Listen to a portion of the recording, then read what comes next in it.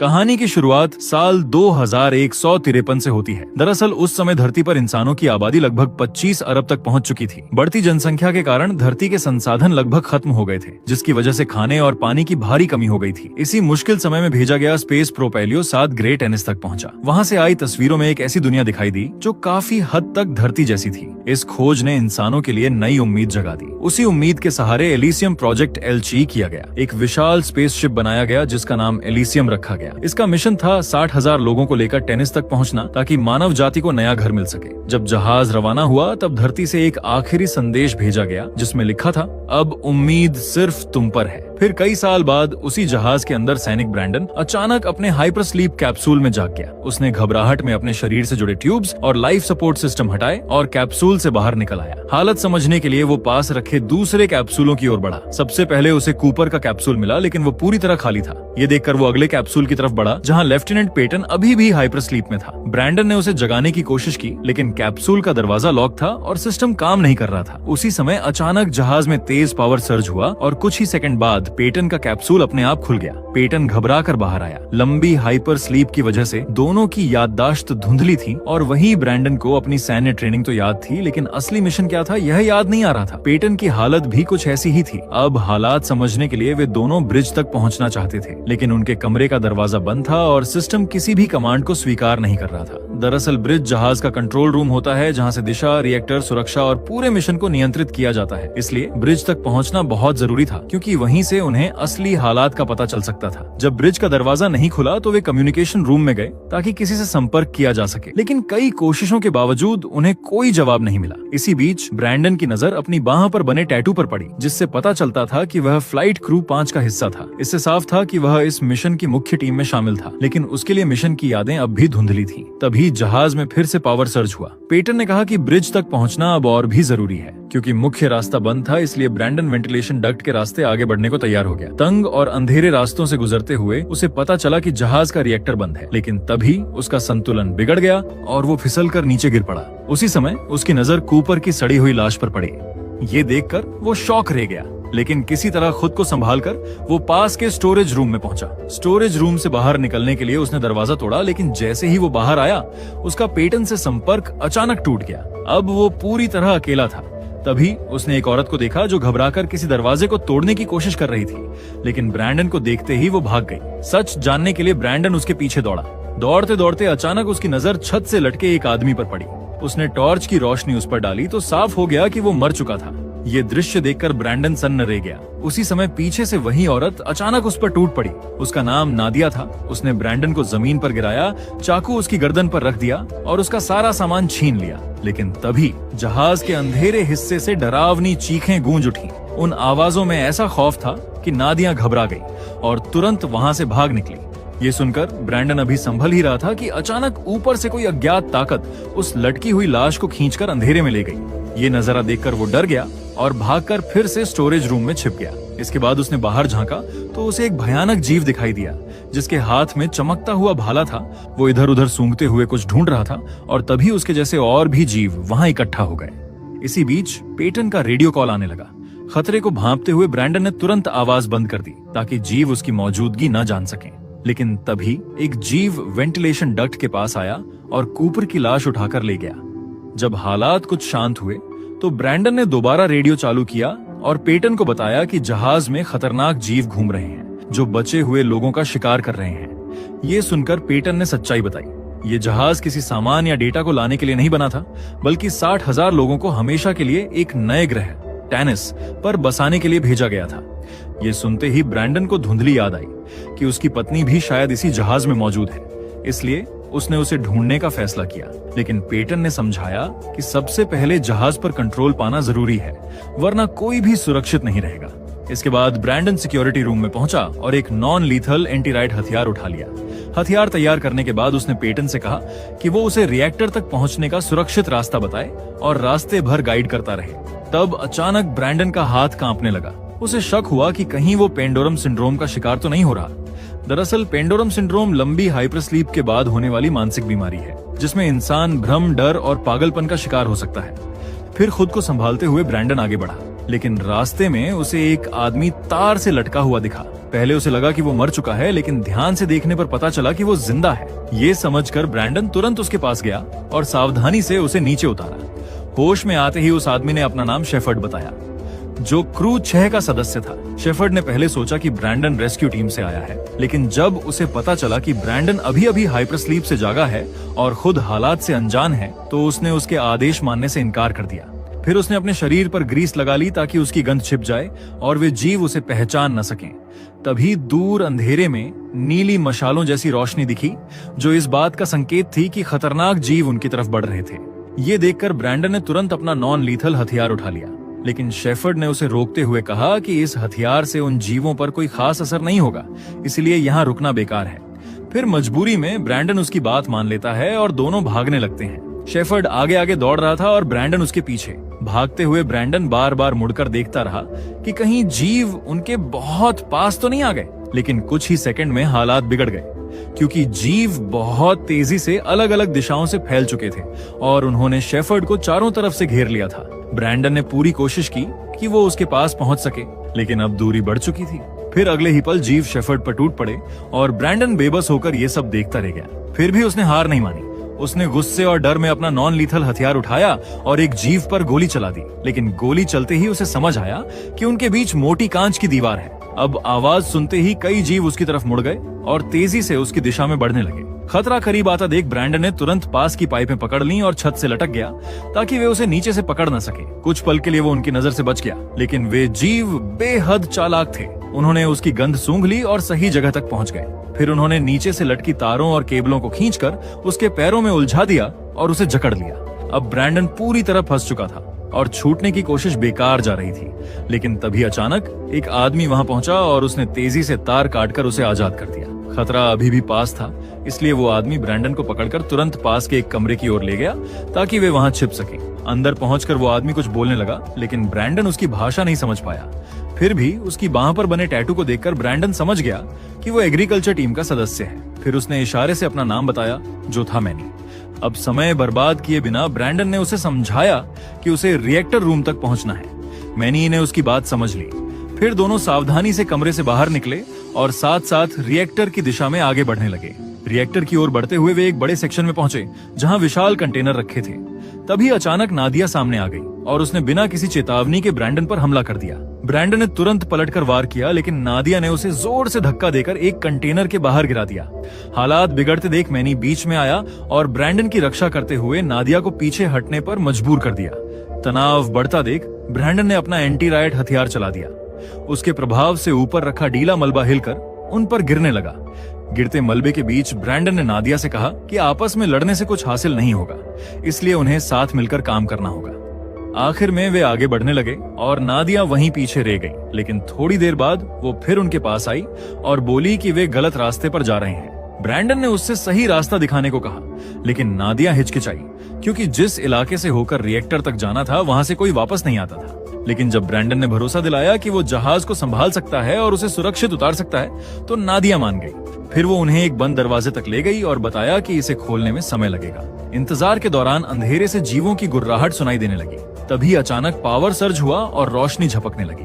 उसी अफरा तफरी में जीव उनकी ओर बढ़ने लगे।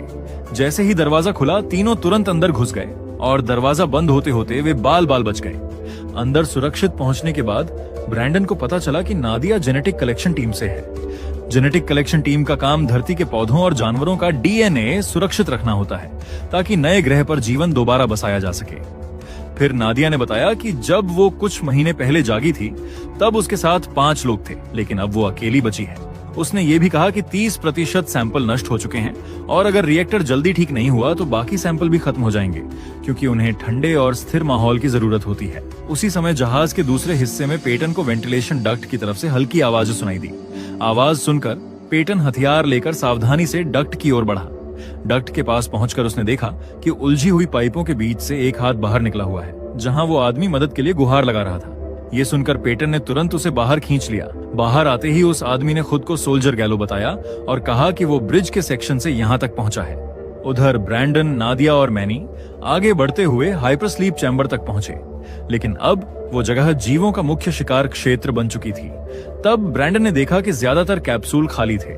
एक पल के लिए उसे लगा कि उसकी पत्नी भी शायद इन्हीं में से किसी में रही हो, लेकिन नादिया ने बताया कि परिवारों को जहाज के अलग सेक्शन में रखा गया था। इसके बाद वे आगे बढ़ने लगे, लेकिन मैनी पीछे रुक गया ताकि जीवों की आहट सुन सके।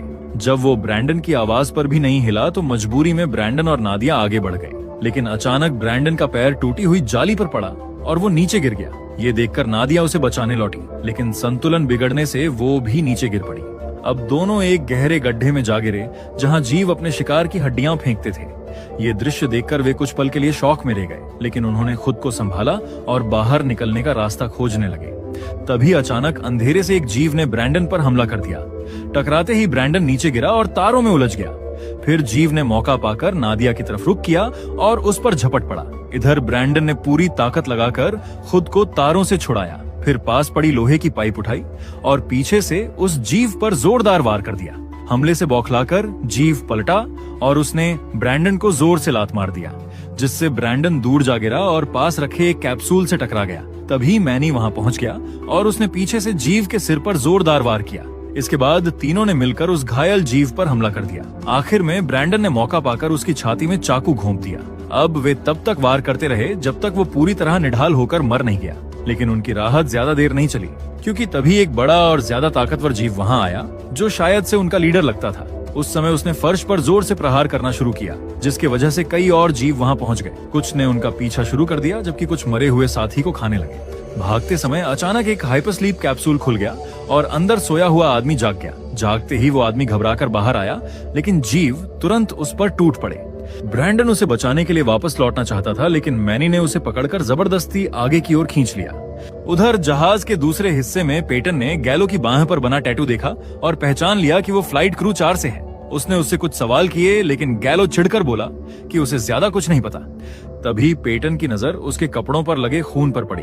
गैलो ने सफाई दी कि कुछ खून उसका है और कुछ उसके साथियों का। उसने दावा किया कि उसके साथी पागल हो गए थे, इसलिए उसे अपनी रक्षा के लिए उन पर हमला करना पड़ा। इधर ब्रैंडन, नादिया और मैनी भागते भागते रास्ता भटक गए और एक बड़े चैम्बर में पहुंच गए, जहां उन्हें लेलैंड नाम का आदमी मिला। उसने उन्हें भरोसा दिलाया कि फिलहाल के लिए वे यहाँ सुरक्षित हैं।